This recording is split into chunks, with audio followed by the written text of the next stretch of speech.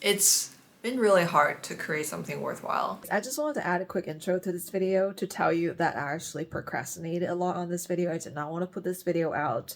I filmed it. I regretted filming it. I was like, I'm not putting this out because it's very vulnerable. It's just as vulnerable, if not more vulnerable, as my last one. And my last one, even though I think I mentioned something about like a lot about my self-consciousness, my self-doubt, by being in front of camera, and ever since that video, it sort of released something, it healed something in me, and it sort of gave me the momentum and the courage to just show up and take up space as I am and just give myself the creative freedom to do whatever it is that I want and without the restrictions, like self-perceived restrictions or limitations, like, oh, I need to only create this or I need to stay in this lane. Ever since publishing that video, I just feel a lot of my world has opened up, a lot of my voice got activated.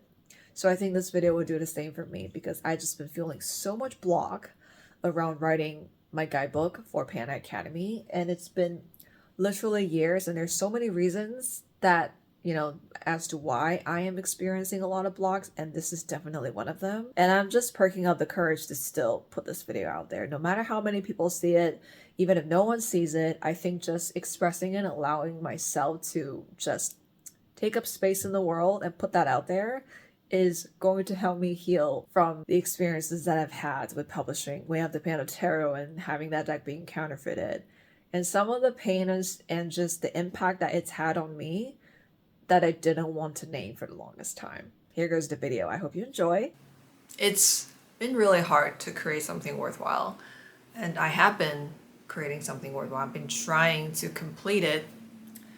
I'm launching my We at the Panda Oracle Panda Academy in August, and it's picking up momentum now. I'm really reclaiming more of my creative confidence, but I kind of just want to make this video and just share with you guys, share with the world, share with you about what I'm struggling. I'm feeling kind of self-conscious to talk about myself now. I just feel like in the past couple of years, every time I got vulnerable, maybe not on camera or via table stand, but when I got vulnerable with people, they ended up abusing me with it. So, I feel really self-conscious talking about myself online now, but I kind of feel like it's always been something I really enjoy doing.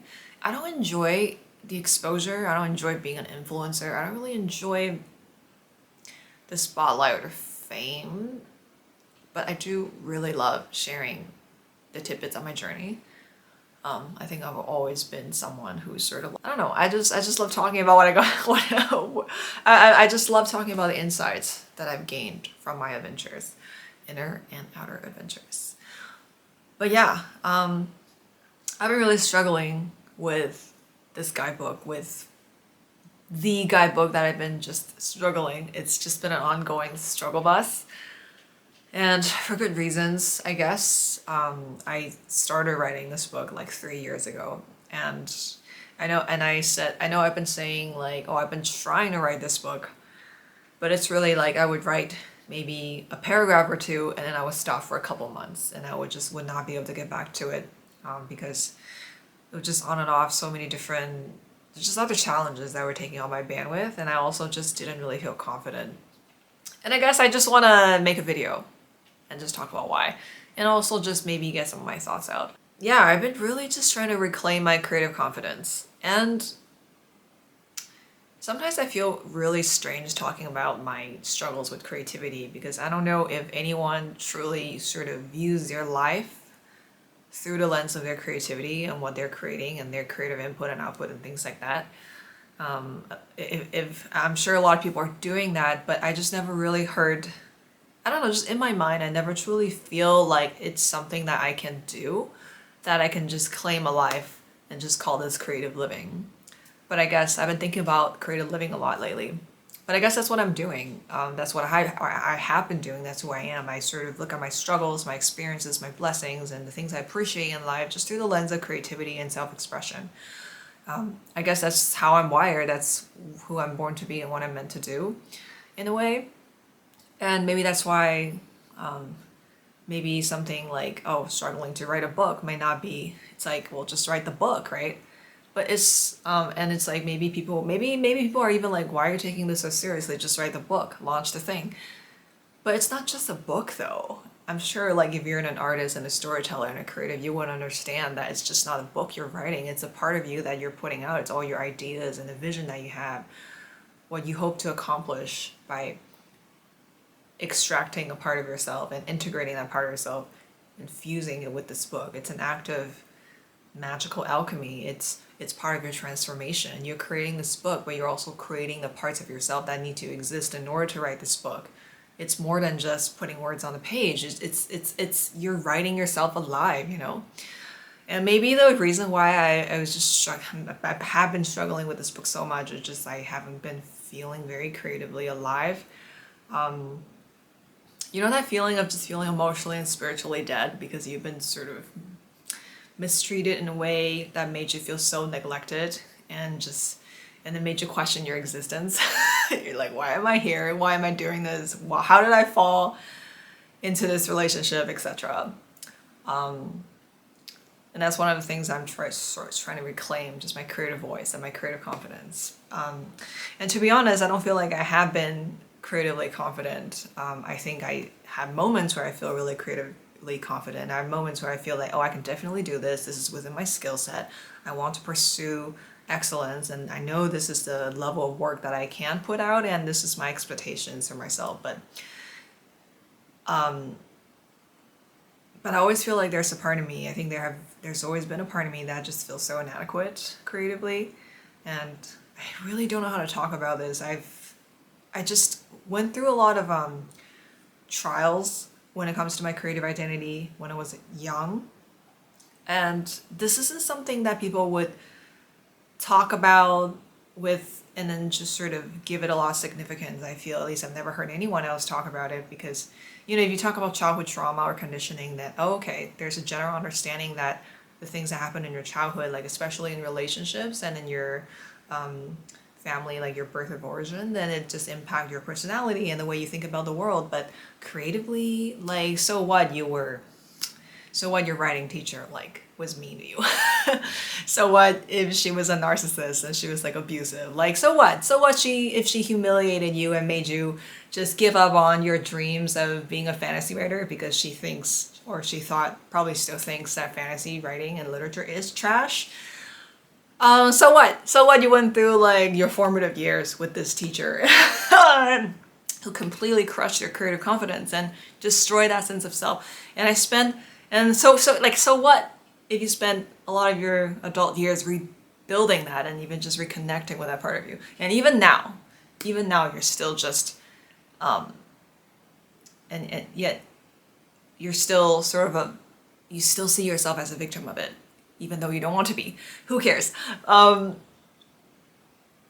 Maybe that's my problem. Maybe the problem is me thinking that my creativity, or that anything I put out creatively, is a separate part of me. Even though I know it's not. Even though I've been trying to live this life where creativity and self-expression is integrated with everything. Everything I do in life is creative, is sort of a vehicle for self-expression. But I think maybe there was a part of me that I feel like it has to be separate. It's like your business, now your creative business, Babel Stan, is separate from the rest of your life, from your relationships. But that cannot be further from the truth, because your creativity comes from your sense of self, your self-worth. And it's such an intimate part of you. I dare say that it's your soul, your spirit. When you just suffer in relationships, when your self-esteem takes a toll from going through something as harrowing as a toxic relationship, it's really hard for me to even just feel creative, because not only was just the person I was with was just horrible. Look up a graph that says what makes a toxic relationship, or what makes a relationship toxic, and you look at all the terms, you know, gaslighting, stonewalling, all that. Yeah, that was my relationship. And I think the shame of being stupid and feeling like I was stupid and feeling like I could have done better in protecting myself, also sort of made me less confident in making any kind of decision that I have, even if it's like a book. I kind of don't want to say it out loud, but it's just, you know what I mean? Like, going through a toxic relationship really It just like, it really destroyed and really shook and kind of corrupted my sense of self. And it's really hard to create from a fractured place. So I think that's why I'm struggling with this book so much. And I have a lot of fear about, like, when I talk about my book online, and for people who are watching this kind of project take place, and people who are following this deck, wanting to get updates from this deck, wanting to see progress, I just always feel so self-conscious that it's just a book. It's a freaking guidebook. Isn't this like the basics of tarot? Like, why would this be hard? But you have no idea. This book is such an integral part of me. It's even like a bigger sort of integral part of me than Way of the Panda Tarot and all the previous decks that I made. Every single deck that I made is a portal to a part of me. It's a portal to a part of my inner world. Panda Academy is so much more. I'm putting a lot of myself in this deck, and that's why it's so hard, because as I'm trying to write this book, I'm also mending and healing and building resilience, is trying to put all these my fractured sense of self together. I'm doing a lot of rebuilding. So yeah, like, it's just been hard. I'm still going though. I've never thought about giving up. I think there were 2 times in the past 3 years where I felt like just throwing in the towel and just giving up. It's like, why bother trying if nobody cares? Why bother trying if it's so fucking painful? I felt that way, but you know, sometimes you would start to feel a certain way and you start to use those destructive languages and words to describe your pain, but I wasn't really gonna give up. It never occurred to me. I never really truly considered that as something that I would do. But my feelings are pretty close. It was getting there. I just feel so defeated at times. I just feel so just so fucking in shambles that I just couldn't, like, I just feel like I couldn't write this book, and I feel a lot of shame about not being able to complete it, about taking so long, with struggling, and because somehow my life was supposed to be perfect. I don't want to be affected by social media, but I think seeing like the picture perfect businesses and the other people in my field and how they're just breezing through life, even though I know that it may not be true, because even though I knew that, like, logically, I would still get affected, because I think I've always been a high achiever. I've always been a perfectionist, and I understand that these are coping mechanisms, but I still get really affected. Another thing that made me struggle a lot with my creative identity is counterfeit decks.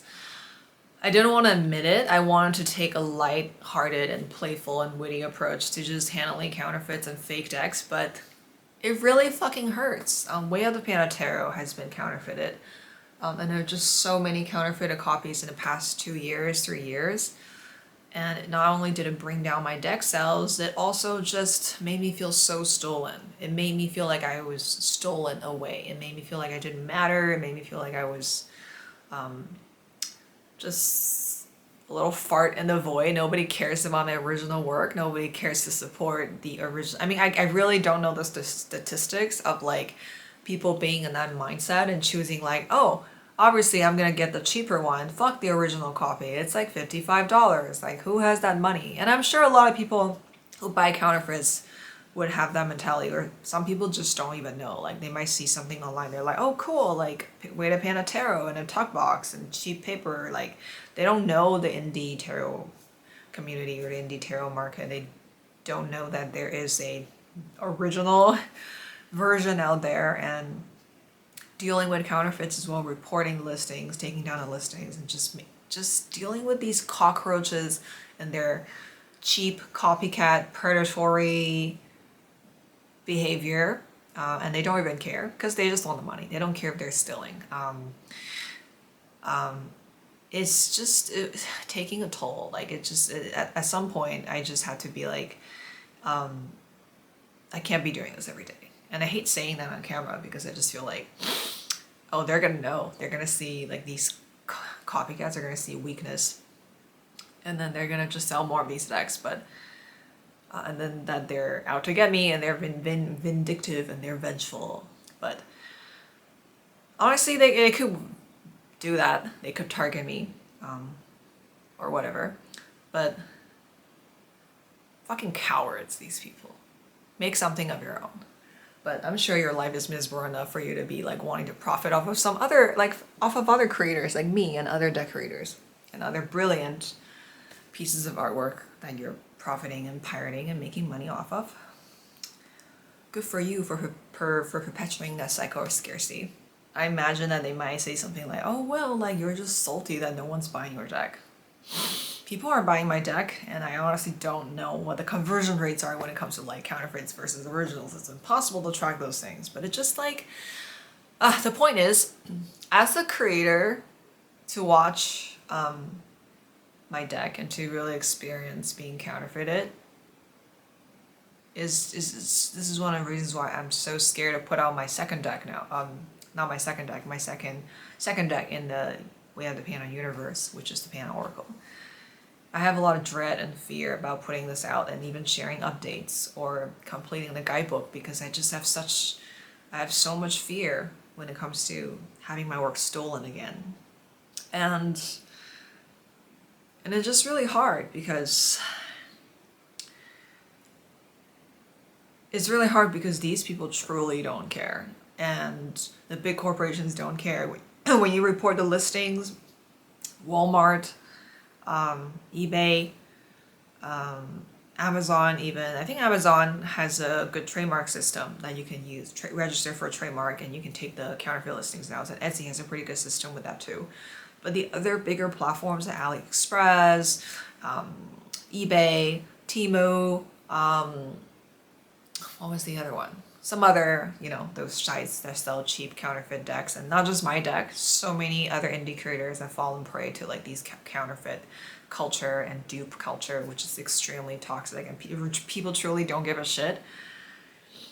It just makes me feel so afraid to put anything out, to put something good out, to put something that is mine out, because I think it's more likely, chances are it's gonna get counterfeited again.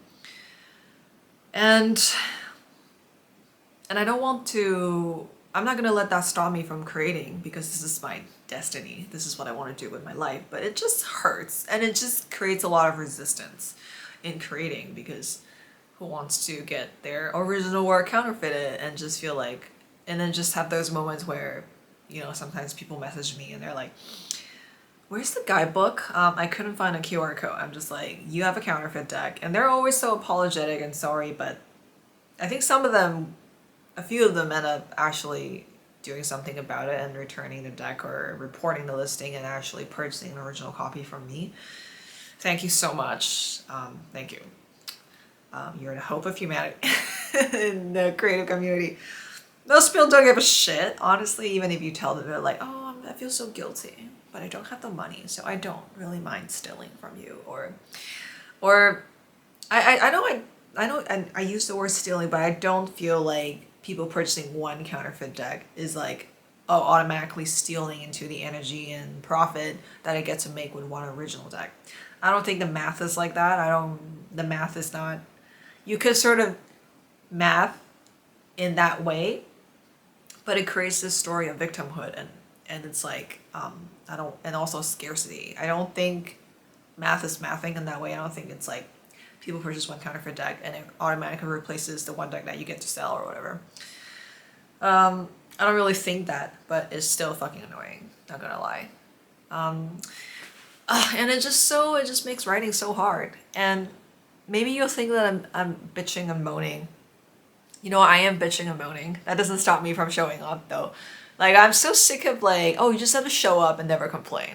Sometimes I'm just like, I'm gonna complain, but I'm gonna do everything anyway. Like, because there are times when I just feel so labored and I do feel victimized and I feel like I'm suffering, but that doesn't stop me from committing. Like, there are times like that. And obviously I don't want to live my life with just that, under this umbrella or bracket of victimhood.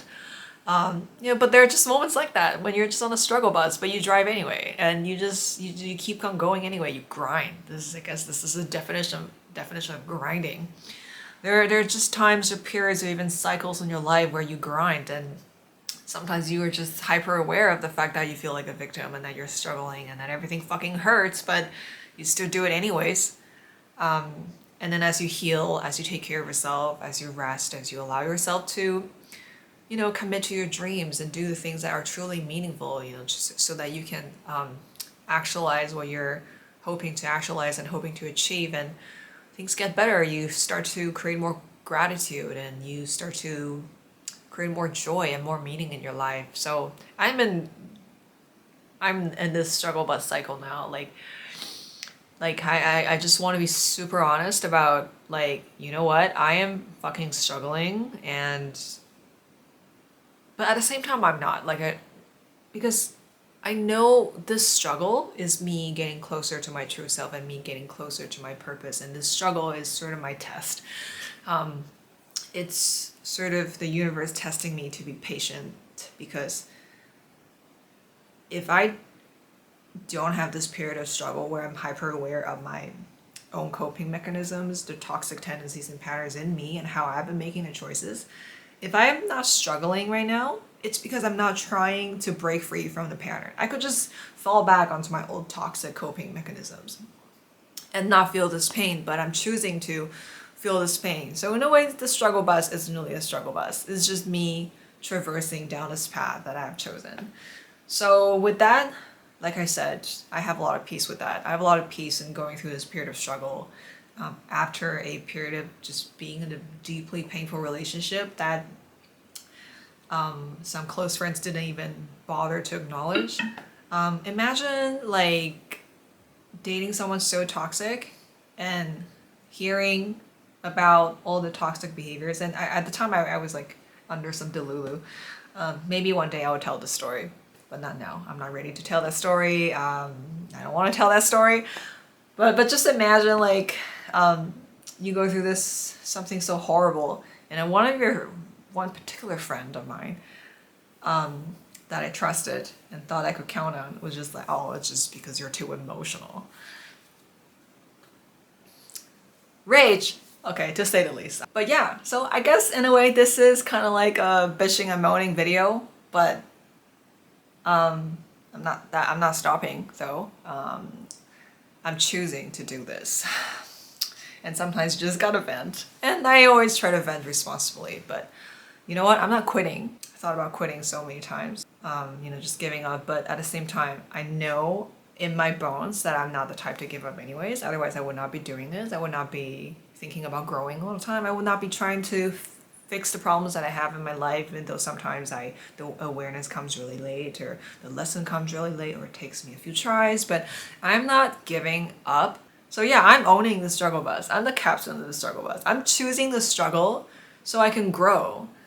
And a part of me fears judgment so much that, oh, people are just gonna judge me for struggling, and especially struggling online and visibly. But it's just not right to only talk about the good parts of my life right now, because there's so many good things happening. There's so many things I'm so incredibly grateful for, but just a lot of big parts of my days and weeks and months have just been defined by struggle. And it's like struggling is hard, but at the same time it's not, because I love that I'm struggling to get in order to get closer to my purpose. And it's not so bad. It's bad, but it's not so bad. Like, it's bad, like when things are bad, when you know how to hold the bad, it's not so bad. Because such is life. Every moment passes. It's just an experience you're having. Even when you feel like a victim, that doesn't mean you're a victim. If you know how to hold that feeling, if you know how to feel your feelings, which is why I'm a bit advocate for developing like emotional resilience and just learning how to hold space for yourself and just feeling your feelings. Because if you know how to hold those feelings, it doesn't matter if you feel like a victim or feel like a failure, you feel like a loser. If you know that's just a feeling that you feel, and you know how to feel those feelings, and you know how to hold those feelings, it doesn't define your narrative. It's just a feeling that you have to go through. So I'm really glad I know how to do that, and I have enough love and acceptance in me to witness those moments and not make that my identity. Because sure, you can pretend that everything's fine now, you're winning in life, or you put everything behind you now, but you have all these unresolved feelings, and it's more likely that you're going to act like a victim and make choices out of victimhood when you just don't let yourself feel like a victim. Because I'd rather feel like a victim for just a few days and just bitch and moan and just let myself feel that in a safe container, that is my heart, than never addressing it, pretending that I'm fine, and then live the rest of my life repressed and suppressed and making decisions that aren't even my own, or that's not even like conscious. So yeah, even as I'm like telling you this, I'm just so scared that who gives a shit about your struggle? Who gives a shit about your opinion? I'm gonna put this video out anyway. I know I haven't figured out my YouTube yet, and it occurred to me that I don't have just one thing, because I'm a multi-passionate person, or is that the term? I'm someone who has multiple passions and multiple creative outlets, and I think maybe the one thing is just me being a creative person. Like, I don't know. Yeah, so this is so I'm just always experimenting. You see me posting different things, and maybe sometimes that's not even just, I'm not consciously experimenting. Like, a big fear of mine is like people thinking like, oh, so you're literally just experimenting and you didn't even tell us. I'm like not, I don't have meta awareness at all times. Like, I don't have the big glimpse on the totality on my timeline at all times. I make the timeline as it happens, you know, like, I think I'm gonna end the video here, and make a different video, something else about experimenting. But yeah, that's why I've been struggling with this book. Counterfeits, recovering from a toxic relationship, and just everything else. But I'm fine. I'm doing good. I'm doing good because I know how to get through my bad days, and just hold peace, and just extend sort of kindness to myself, and just have a lot of peace with that, with everything that's happening. So all in all is well. The good, the bad, the ugly, all is well.